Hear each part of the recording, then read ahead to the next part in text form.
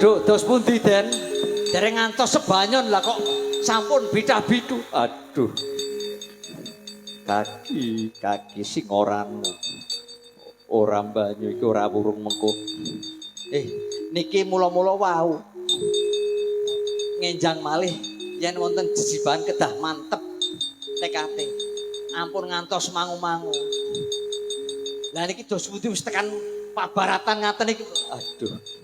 Umpama bali ora wurung aku entuk dukane Kanjeng Rama ning yen maju tak tamani apa wae ora digawe rasa. Semedi.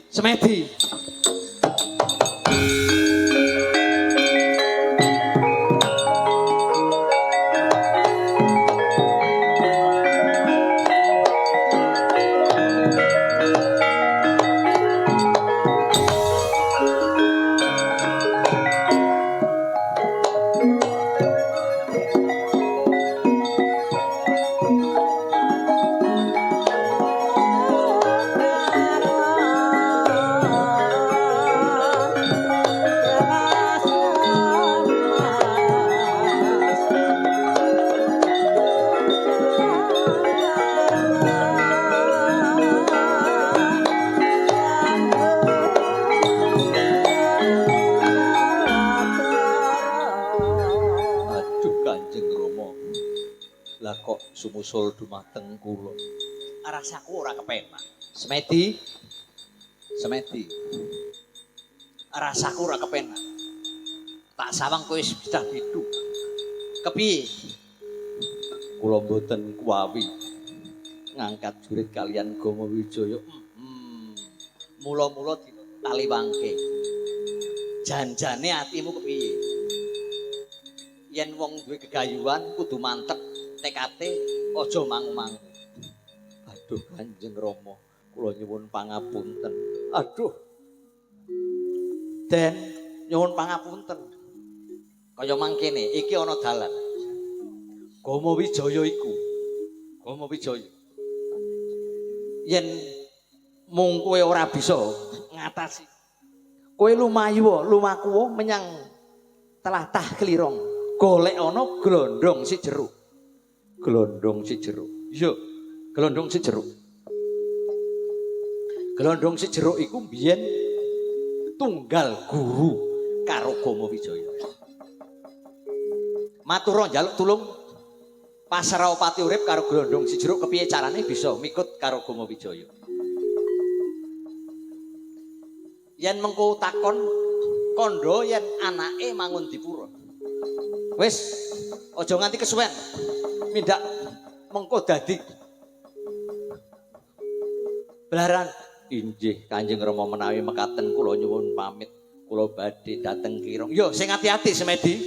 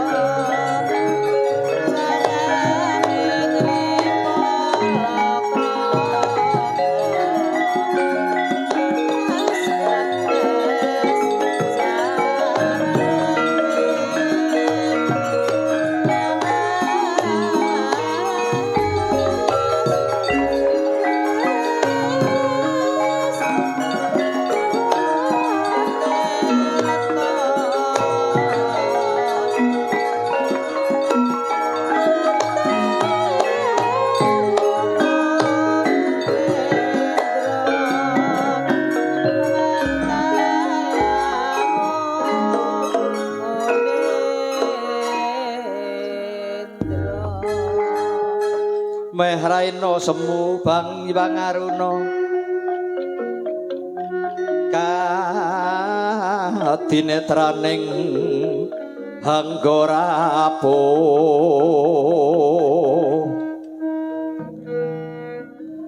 sabdaning kukila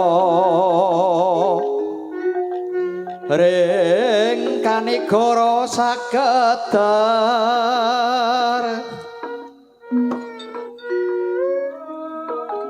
anakku nggir bocah bagus Kumawijaya. Waduh bibi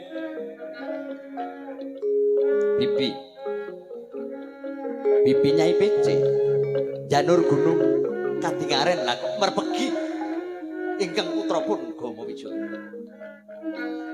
Wis pirang-pirang minggu pun bibi ora tau ketemu aku duwe rasa kangen. Kepiye padha becik nggih